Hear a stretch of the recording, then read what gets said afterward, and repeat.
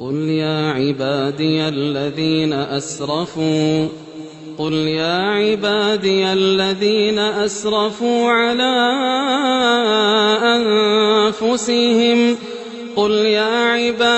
الذين أسرفوا على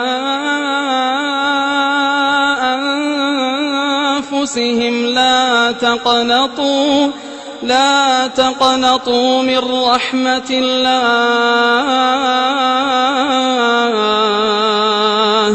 إن الله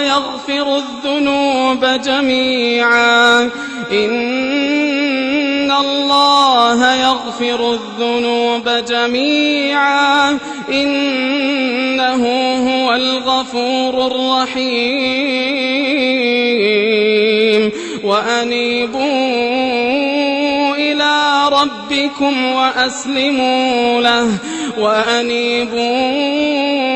إلى ربكم وأسلموا له من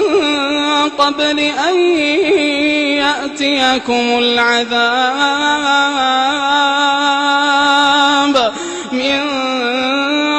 أن يأتيكم العذاب ثم لا تنصرون.